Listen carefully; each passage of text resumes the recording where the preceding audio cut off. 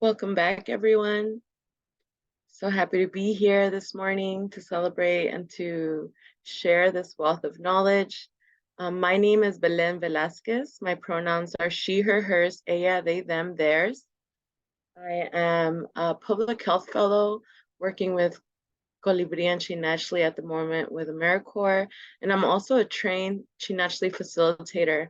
And I'm really proud to be able to take part in this conversation, as this is immensely healing my inner child who didn't have maybe the courage or the support to be able to get to know myself in deeper and better ways. And so with this presentation and with this knowledge that we're sharing, I'm able to understand myself so much more. And that's just healing that is priceless to me. So I'm really grateful to be here. Le paso la palabra to my sibling Kalatzli so they can introduce themselves. Gracias. Hola, I'm Kelatzli Lucha Mendoza. My pronouns are she, her, hers, they, them, theirs. I'm a trained Chinachi facilitator. I'm part of the lead facilitation team.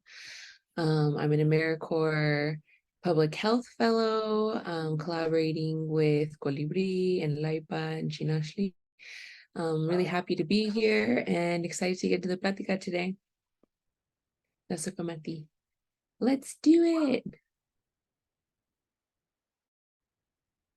Okay, so for a refresher for those who were here for last month's Cafecito and for those who were not able to make it.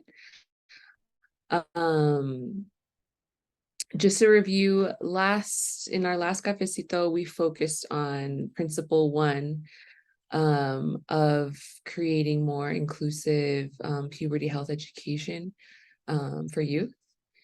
And so we can share the resource, which is the Principles of Gender Inclusive Puberty and Health Education, with everyone.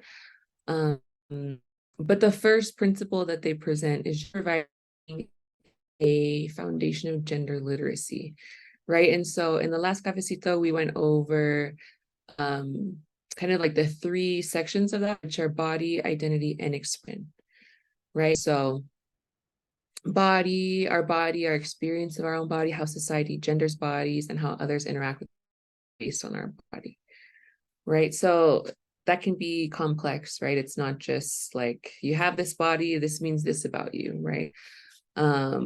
But acknowledging the assumptions that people make about those things and also the deeper complexities around that, right? Identity, right? Our internal experience and naming of our gender as boy, girl, combination or blend of both or neither, who we internally know ourselves to be, right? Identity is very personal. And the third one being expression, right? Which is how we present our gender in the world and how society, culture, our communities and families perceive, interact with, and try to shape gender. Gender expression is also related to gender roles and how those roles are used to enforce conformity to current gender norms, right? And so we know that there are gender roles that are prescripted in the society that we live in. And we know that the society that we're in intends to have us conform to the binary of those genders, right? And if we look at that more deeply, that's largely for control, for shaping like the nuclear family, capitalism, who stays home, who works, and all those things, right? They're tools to kind of enforce the way that people live their lives. But our expression of our internal identity and all those complexities is really up to us in the end. Okay. Are there any questions about just this little refresh of those 3?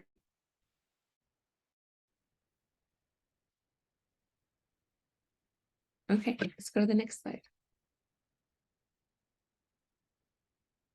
So this was a way to incorporate those 3 concepts into the Mexica dialectic process.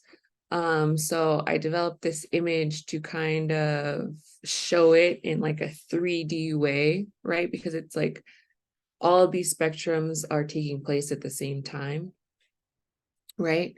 So if we look at the traditional Mexica dialectic process, like east direction is like the masculine, like man direction, west is the direction of women.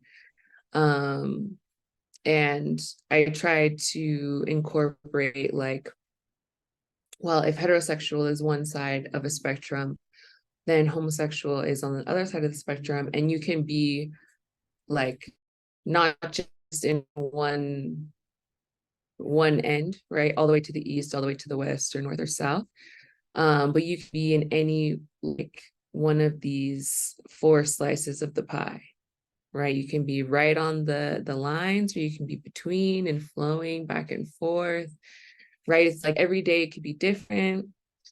Everyone might have a different expression of these things, right? And speak of like the gender expression, we could think of like, well, if the earth is the divine feminine expression in this universe, the sky and the cosmos is like the divine masculine. And so our expression can lie in between the two, more towards one or the other, right? And so, just trying to ground in the Mexica dialectic process, which is, our foundation and grounding in the Shinachli work, right? It's a way that we can imagine. And there are so many images and graphics that people have come up with to show the spectrums, right? And so it's like a constantly evolving realm, right? If you suddenly feel inspired by a different way to show the spectrums, then that's welcome for you to explore that. And for youth to explore as well, right? That they're gonna have ideas and insights that maybe are beyond our imagination too, right? So just to encourage that. Next slide, please. Okay, and so before we jump into the next principles, we wanted to make sure to touch on the concept of intersectionality, right? So intersectionality was coined, I think first written in like a sociological paper in the 1980s. And we can get into the reading. That might take a little time, so this can be here, but if we just look at the image, right, we have many aspects of our identity. We have our race, our ethnicity, our gender identity, the class that we're in, the language that we speak, the religion that we have, our physical capabilities, our sexuality, our mental health, our age, education, attractiveness, etc. It's like infinite, right? There's all of these different identities that we are a part of. And the point is that we can never separate those from each other, right? We are each human beings that are occupying all these different realms at the same time, right? I'm an indigenous diaspora, Mexican American youth whose gender identity I'm still exploring, class that's like changing, right? I speak English and Spanish, religion, I don't adhere to a religion, but a spirituality, a way of life, right? All those things are going to mean that society and people are going to interact with me in certain ways or perceive me in certain ways. And so like, it's just something to always be aware of, right? We can't just categorize someone in one category and that's it.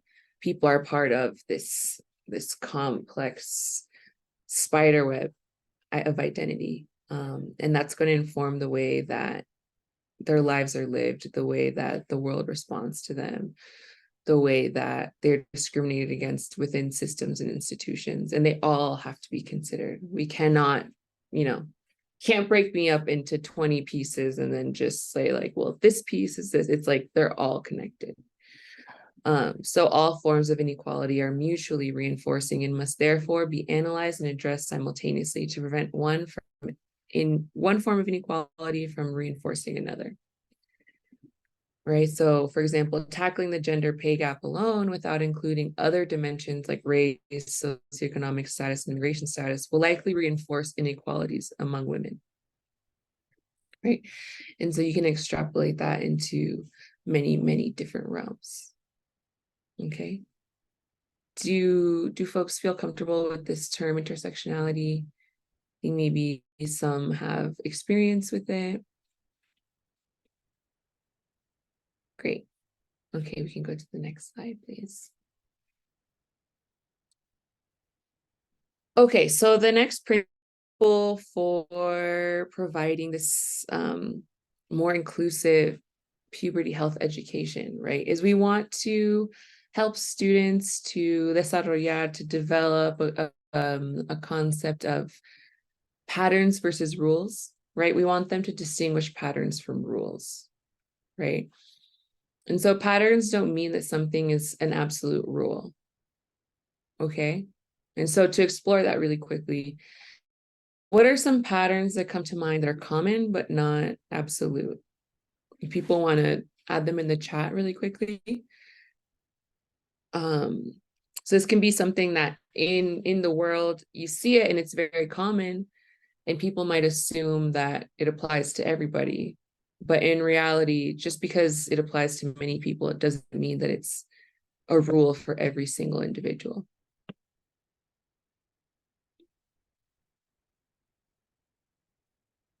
Are there any that come to mind? I can quickly share an example of this. Like the pictures that I added on this slide is kind of like a pattern is boys like playing sports, but it's not an absolute rule because some girls are also athletic, or some boys like playing with cars, but it doesn't mean all boys play with cars because some boys can actually play with dolls and vice versa.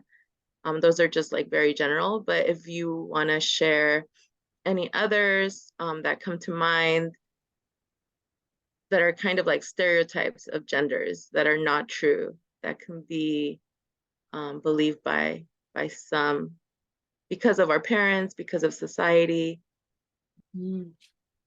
Totally. Thank you. Exactly. And I see here on the chat, Lori Lani shared color blocking, like pink for girls, blue for boys. I think that's a really great example too. You know, apparently pink in like the 1700s was a color for boys. You know, mascara was actually made for French court royalty. High heels were invented for men. You know, but in today, all those things are códigos for women, no, for girls. So they're patterns, right? But it's not true for everyone. And we can tell too because they change with time. Kitchen toys just for girls is another one. I saw this whole thing on Twitter where it was like a thread of people who've gotten kitchen toys for their boys and seeing like how happy the little boys were like playing in the kitchen too, you know, and replicating like, oh, their dad sings in the kitchen when they cook, and so like they're singing in the kitchen when they're play cooking and things like this, right? And so just that showing that just because people tend to have this code that these things are for girls, that doesn't mean that that's true for everyone. Okay, let's go to the next slide where I've put an example as well. Right, and so here's an example too. Although many plants have flowers in order to reproduce, not all plants have them. Right, so we may think of flowers as the main ways that plants reproduce, but it's not true. If we go to the next slide, then we have examples of many different plants that don't have flowers and they all reproduce in different ways. Right? Fungi, mushrooms, ferns, ginkgo biloba, conifer trees like juniper and cedar, mosses, right? Thank you, Gabrielle. Right, and so we see it in nature, And the diversity of nature, like we are a part of nature, and that's also expressed in us as well, right? Just because there's a great pattern doesn't mean that it's a rule. There's always diversity. So let's go to the next slide, please. Okay, so we've expanded on this. Even if people have the same reproductive physiology, they may not have the same balance of hormones, right? So people with vulvas who have higher levels of testosterone, or people with penises who have higher levels of estrogen. Okay, so even though there's a great pattern that people with penises are going to have higher, like the dominant hormone in their body is going to be testosterone, it doesn't mean that every single person with a penis is going to have the same exact ratio of testosterone to estrogen in their body, right? And vice versa. So this means that the manifestations in their body might be different, right? The libido might be different, the body shape will be different, body fat percentage will be different, amount of body hair will be different, the amount of muscles that someone has will be different because of these variations. So even if people might have the same genitals physiology, their body still might express its physicality in different ways, and certain internal processes as well, right? And then the second bullet point is touching on what we had discussed. So even in behavior, so many children who are gendered as boys may like to play with Legos and trucks, some don't, while some children who are gendered as girls may like to play with these toys, even though they're expected to like to play with adults, right? Okay, let's go to the next slide.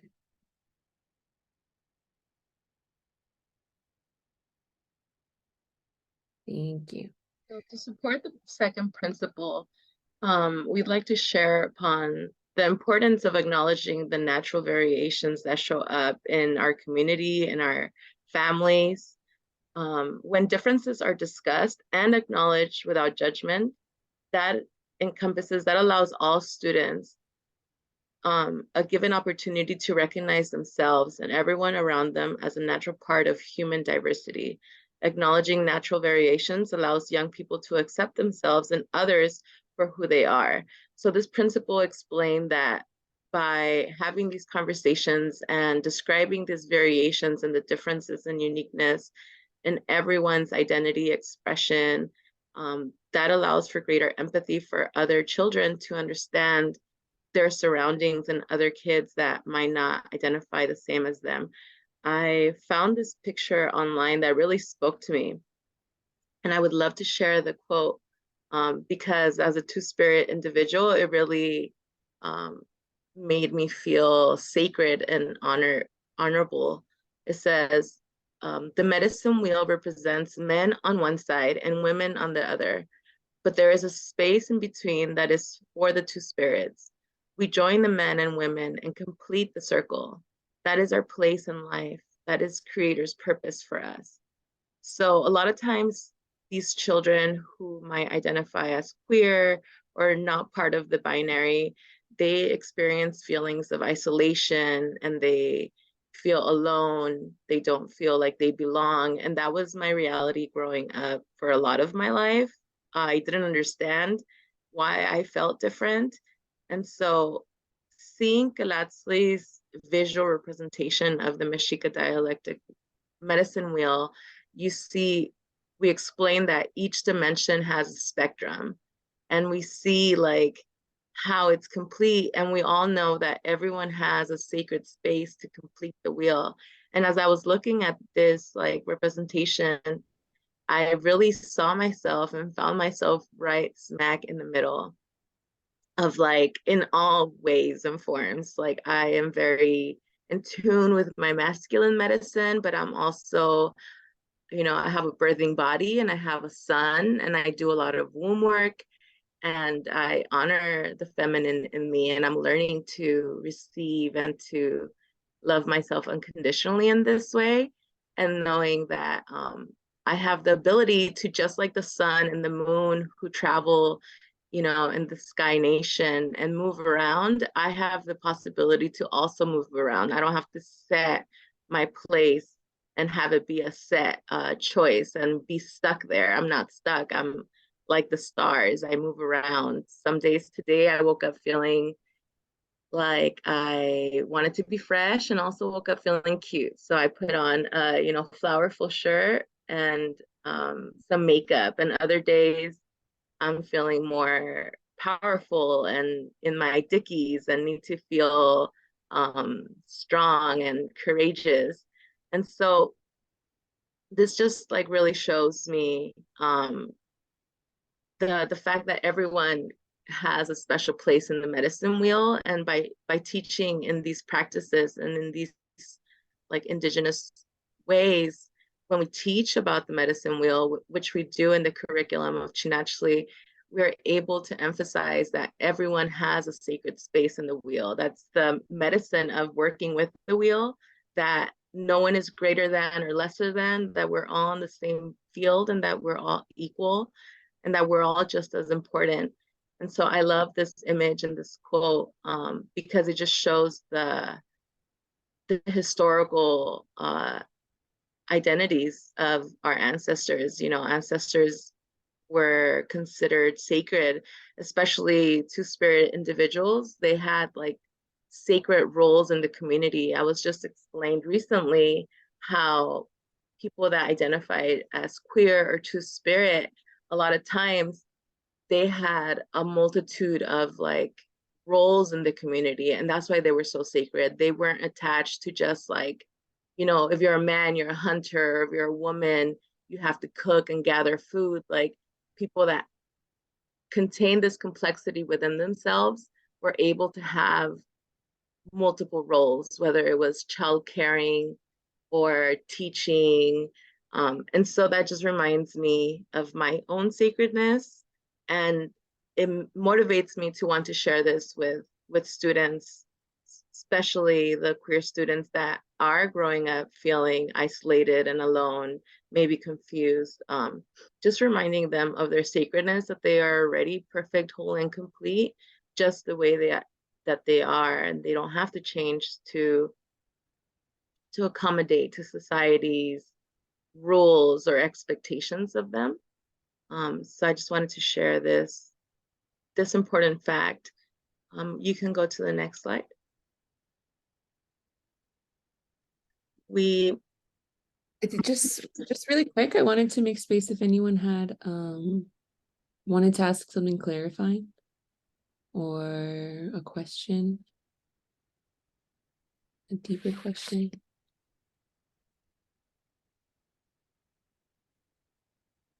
Is everyone feeling good?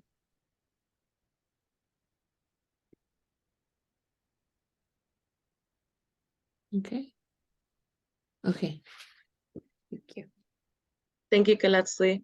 Moving on to the third principle, it encourages to emphasize physiology rather than gender. It's really important to teach the terms of the body parts and their definitions without assigning genders to them. Traditionally, when people are teaching about puberty, health, education, they, you know, separate like the slides of like, this is the woman body and this is the man's body. And so, in other words, it's important to teach students about the different body parts that people have and their functions without connecting them to genders. So the reason why it's important to do this is because when we segregate or when we assign body parts to different genders, it creates this isolation or leaving out of certain people who have certain body parts but don't identify to that gender. So also it leaves out some students that might be intersex, which means they are born with you know, a combination of sexual organs. There's like a great diversity of possibilities of how these children present. And so we want to be as inclusive as possible. And the way that we do this is by using person first language. which can sound like saying people with ovaries, or people with vulvas, people with wombs, or people with penises, people with testicles, so that the importance of also teaching the function of all of the organs is that we encourage them, no matter what sex they may feel like they belong as, it encourages them to honor the organs that they do have by also making sure, like, even though a person might have breast and they don't identify as a woman, it still encourages them to practice like self-examination, whether it's breast or testicles, to prevent things like breast cancer or testicular cancer. Um, Also, like, encouraging students to, once they become sexually active, to go get treatments like their, visit the gynecological doctors to get pap smears to prevent cervical cancer and things like that. So we want to encourage and see it as like making sure we're teaching the correct terms. So making sure that we're teaching them, not having to separate them, especially like separating into different classrooms. Like, I know when I was getting taught my sex ed class, a lot of it was like the girls are gonna go to one room and we're gonna watch one movie about our body, and the boys are gonna go to another room and they're gonna watch their movie, and we're watching it separate, but we're not having a conversation together. And this just like is a disservice to students, because we're not, you know enabling this like conversation with each other and creating it to be a comfortable discussion. It creates more of a taboo of like, if we're going to talk about certain things, it has to be kept secret. We don't talk about this in front of boys, we don't talk about this in front of girls. And so just emphasizing the body parts and not assigning a gender to them is really important to remain inclusive for everyone. You can go to the next slide, Patty. I do want to add that, like how it says using the correct terminology. What? Um,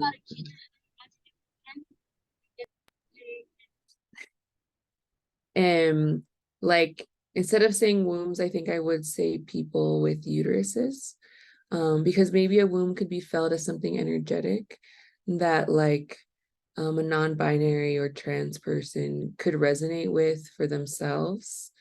And if womb is kind of used instead of uterus, I think it could be a little like exclusive. So just like things to think about, to make sure that if it's like the scientific term, then I feel like it can be a little more neutral, potentially. You have a question, Laura? Hi, sorry. I disconnected because I was getting the kids in the car. But I just wanted to offer, I don't know if this has already been part of the conversation as I hopped in, but one of the ways that that we've been navigating like gender inclusive language in our firekeepers circle in our Kalpuli has been to switch from like uterus or womb or something to have it be considered a hikara, right? Like a bowl, like that houses the ihiot, right? And so like the ihiot being like the energy center in our uh, houses our emotions, our feelings, our our experiences on like on a material like level, and that includes like being a source of like alchemizing like our energy to create to create life out of that, right? And so I just wanted to offer that as a as a as a resource if anyone, feels called to, to share it in that way of just having it be considered a hikara or like a pelvic bowl, right? So yeah, I just wanted to add that. Thank you, Laura. Yeah, I feel like that kind of brings the question of like making a distinction. Like if we're teaching about puberty and like the physical body, we do want to use the proper body terms. Just for like the clarity, like the body terms without them being gendered. But beyond that, when we're speaking about like energy centers in the body and taking care of like our energia, I think it's so beautiful to use like that kind of imagery, like the hikara, right? That like the pelvic bowl, like you said, because that's also like everyone has a pelvic bowl. Like that's something that everyone has too, and it's energetic, and that could be it's like woven in a different part of the curriculum, but in a way that's like so much more inclusive. Like I really, really like that. So that could be something that we explore too as we're revisualizing how to make the curriculum more inclusive in that way. So gracias. And then on this slide, in the resource that we have, this little script was provided as a way to, as an example of how to introduce this language, right? So here's a way that a teacher expressed this to their students, right? Some of the ways that I will be talking about bodies in this unit might sound a little strange to you at first. For the most part, when I talk about bodies, I'll talk about bodies with a penis and testicles, or bodies with a vulva and ovaries. You might wonder why I'm doing this instead of just saying male bodies and female bodies. As we've discussed, there aren't just two kinds of bodies. I also want everyone to get used to using accurate language for body parts and functions without assuming that there are only two sexes and that everyone within a particular sex is the same. It's important to be able to communicate about our bodies in accurate ways. How does that land for folks?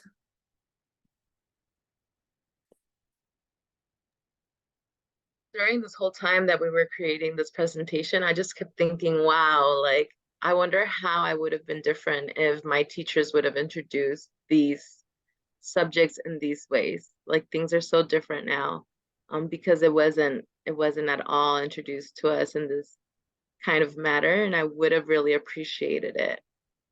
So I'm just like really in awe of how times have changed and really grateful for it. Mm-hmm. Thank you. Yeah. They're really beautiful changes and adjustments, and I'm sure there's even more like that will be coming. We can go to the next slide if no one wants to share. Okay, so then just expanding on this. So this principle applies not just to body parts, but also their functions and processes. For example, when teaching about menstruation, instead of describing it as something that only affects women, you may put it like this. For people who have ovaries, the pituitary gland releases hormones that interact with the ovaries and trigger the start of menses. Or for example, when teaching about testicles, once puberty has begun, sperm cells are produced in the testicles daily. Right, so it just gets really specific to like organs. You know, these organs do these things, and this is how they do it. Instead of assigning everything to genders. Instead of presenting the main hormones of estrogen and testosterone as belonging to only one sex, it actually is more accurate and inclusive to teach that they're found in all bodies and describe the ways, and just like to describe the ways that bodies respond when either is the dominant hormone, right? So like a lot of ways that we have been taught about these hormones is that like men have testosterone, women have estrogen, but that's not accurate. All bodies have both and more. right? And so there's like diversity within that, but we can discuss how, well, if one of those hormones is more dominant in the body, this is how the body will respond, right? I.e., like body shape, musculature, body hair, like those kinds of things, specifics. Next slide. So Go. principle 4 says it describes many pathways to adult bodies. I thought this was really important because this principle acknowledges and states that something really clear is that adolescence is in fact one of the most challenging times of someone's life because teenagers are feeling like, if you remember, we think something is wrong with our own bodies because we're in constant comparison. We're constantly comparing ourselves to others and making this comparison to a mythical normal that simply does not exist. It is essential that instructors acknowledge and explain there is in reality a tremendous diversity in human bodies and that everyone is unique in terms of how they grow and develop into adulthood. This is especially important for teenagers that will require to utilize medical support with their pubertal development consistent with their gender. So it is really important when teaching about puberty health education that you focus on the fact that everyone's body is developing in a unique and different way. To not make generalizations, like to say, for example, when you start puberty, a boy will automatically start growing facial hair, and to assign that specific characteristic to just boys, because not all boys start growing facial hair at the very beginning of puberty. Some don't grow any facial hair during puberty at all. And sometimes females that have like a higher testosterone in their body might also develop facial hair. And so that just kind of creates like a a manner in which they might feel like shame, like, oh, this characteristic belongs to the other gender, and so they feel embarrassed. Also to generalize and saying like when female starts puberty, they're gonna start growing breasts, and you know this isn't also always the rule of thumb for everyone. Some girls are what we consider as like starting puberty a lot later. Um, and so they develop later. So it's important to help them understand, to honor and appreciate their body for how it is through all their stages of development, knowing that everyone is in a unique path and that all these pathways are diverse and they look different, and there's no like set journey, and like at 14 years old you're going to get your period, at 15 years old you're going to start developing breast. Like it's all unique and diverse on the spectrum. You can go to this next slide, Pati. I think we should end here. We only have 15 minutes left. So we could have a little group discussion and do our closing. Sounds good. So maybe we can go to, it was the breakout room slide, but now it can be like the group discussion slide. That would be slide number 26.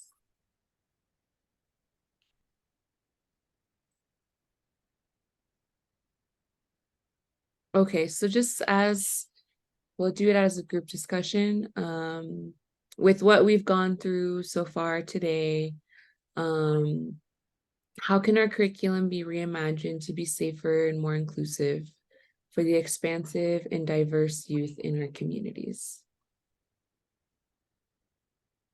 So I encourage, if people can turn on their cameras, if you have the capacity to right now.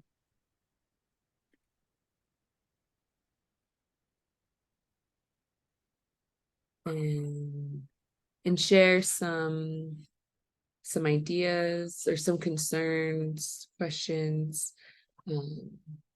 so we can embark on this journey together as a colectiva.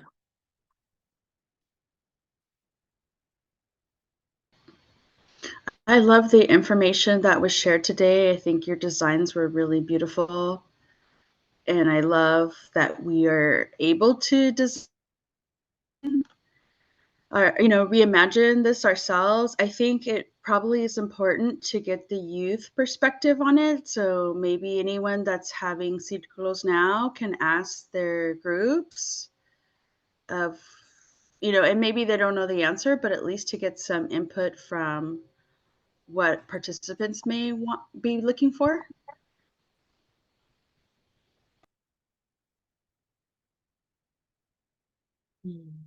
Thank you, Liz.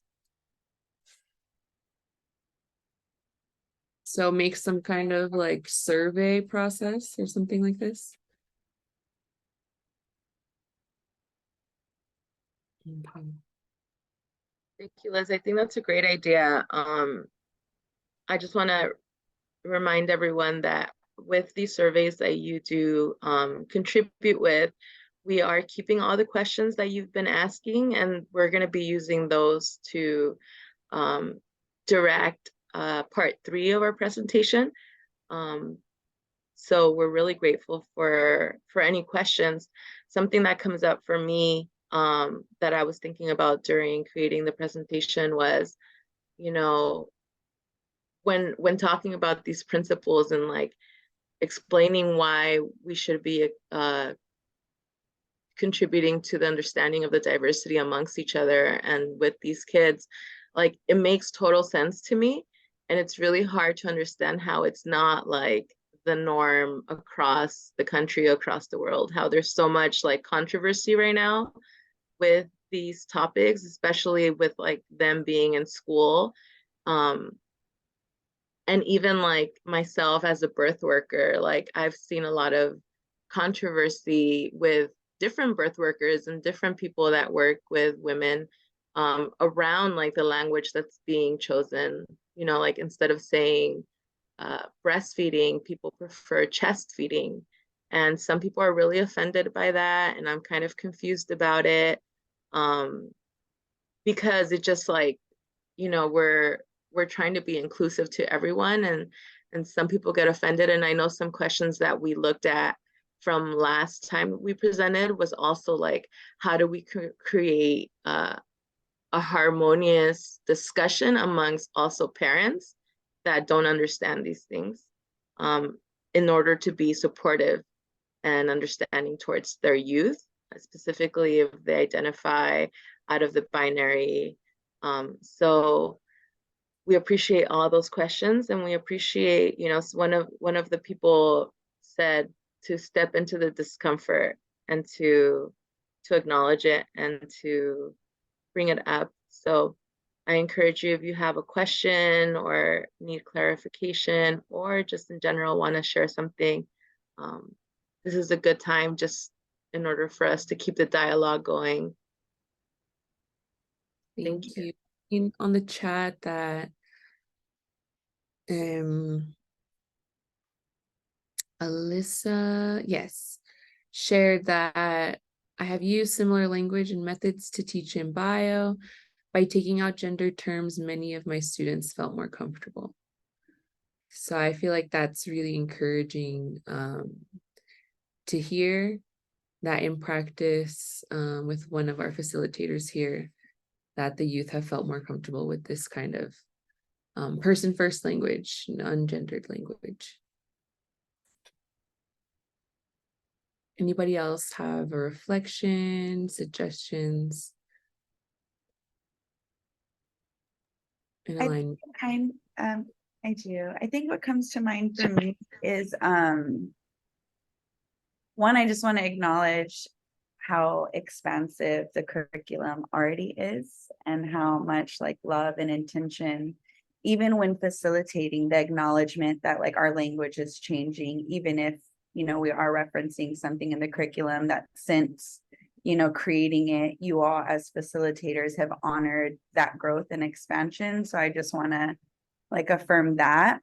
And And then also, I think in reimagining, it is like a component where there is support to have these conversations with like the caregivers in our youth's lives, because what I've seen in like the youth work is like we do this work, you know, and we do it in our communities, and there is that disconnect from where the youth are receiving and how they're receiving, and then going into homes where we're not received.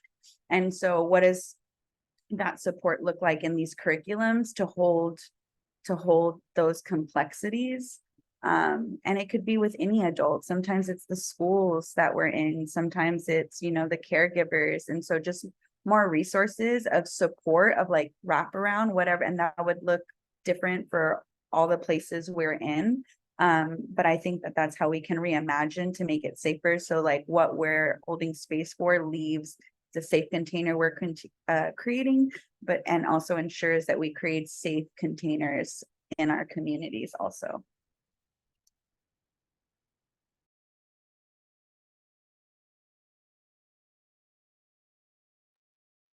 Thank you so much for that reflection on the curriculum and looking forward. Last one.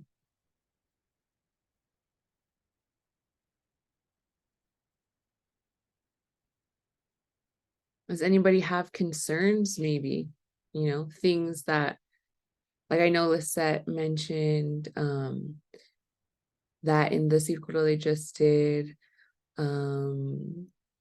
wanting to have more inclusive language, and also having in mind that being in a conservative community, how to balance, right? I think that that kind of concern is really good to have in mind moving forward with reweaving the puberty health education in the curriculum. And so having in mind like weaving in the most inclusive language that we can, and also having suggestions and notes for those working in those scenarios for how to hold that space with parents and schools in the community. Lisette, can you share something that you shared with us around the rites of passage and how you leaned on youth to, including, I think you mentioned there were maybe 2 non-binary youth who identified as non-binary, and you all, as kind of like your practice, you asked them to inform even the rites of passage, right? Can you share a little bit more about that experience, and what, you know, what did you learn, or what was that like?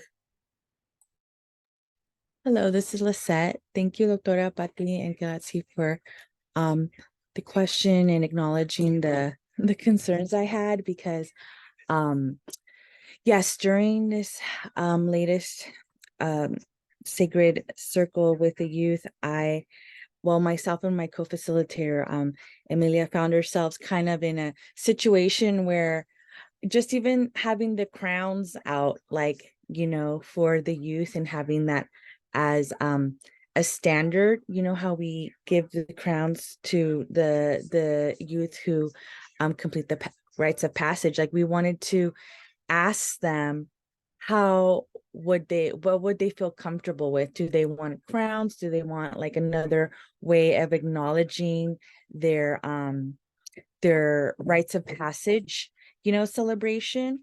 And we had to really like be very mindful of how we worded everything and how we wanted to be inclusive.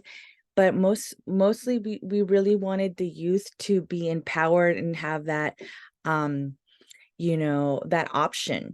So we were very mindful throughout the entire you know, rites of passage sessions that we wanted their input, and we wanted their energy in everything that we did, especially with the ceremony. So they were a big part of the decision making with the ceremony as well, and how they wanted to present themselves into like this new stage in their lives. So yes, even that small bit of what would you feel comfortable with? Do you want crowns? Do you want like flowers? What is something that would be empowering to you? That concept was really, amplified. So that's something that we were kind of mindful of, but it was hard to navigate because we didn't know how to go about it. Oh my God.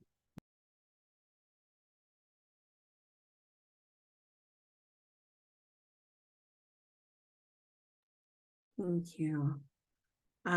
Yes, I really all of that to say that sometimes we can be surprised by youth and how it may feel like an assumption that like youth might not want specific things that are we know to be patterned or to be gendered. And at the end of the day, the invitation is that we ultimately ask youth instead of just making assumptions and kind of being afraid of making mistakes and just assuming that like no, like there can't be anything that alludes to a specific gender. Sometimes it's the simplest answer, right? It's just asking you, what is it that you would like to see, and leaning on youth to let us know exactly what they want, because they have wisdom. They know, they know what feels empowering to them and what doesn't. So I think that's kind of something that I'm still bringing with me from the last session. And even today, like it can be overwhelming to learn so much of what we don't know, or what I don't know about myself, or just about, my own identity. And it can be paralyzing where like I might not want to make a mistake with youth so that I don't trigger youth or harm youth. But at the end of the day, like we have to also create a culture where making mistakes is part of the process, and being able to repair when mistakes happen is equally as important. And so I love, how Laura kind of mentioned like that tender process of being accountable and being willing to learn, and being and also acknowledging that one person might feel very strongly about one thing, whereas another person might not, right? And so just to kind of say that like it like the curriculum itself, it will never be 100% like I guess inclusive, in the way that like we can't rely on the curriculum to be that for us. We have to be in practice with always being inclusive, right? And practicing what that means, and also acknowledging that what that means for one person might be different than what it means for another.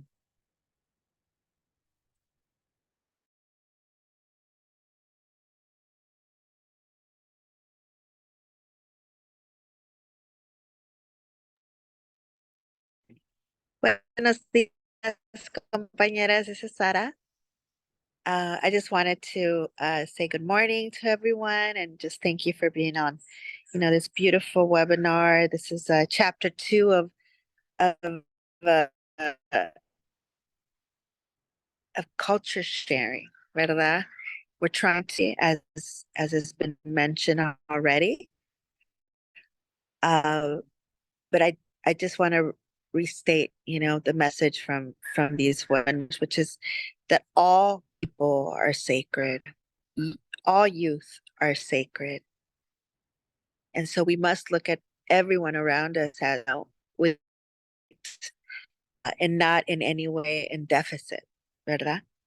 And so in the center of this work is looking at ourselves in a sacred way, right? And so it is a journey to continue to find self-love in order to feel good about ourselves, because that energy will be easily accessible when you want to share that with others, ¿verdad? Share that beautiful welcoming spirit. So good. Buenos días. Buenos días, Maestra Sara Husky. At this time, we'd like to be respectful of your time, and so we're going to share the post evaluation. If you can please contribute to that, add any questions you may have. And like I mentioned, we will use these questions to guide our development of the future Platicas for part 3. Stay tuned.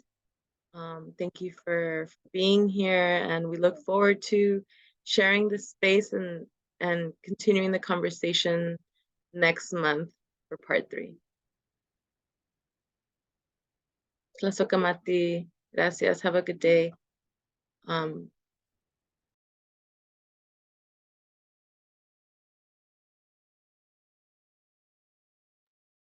Thank you all. We put the link on the chat for you.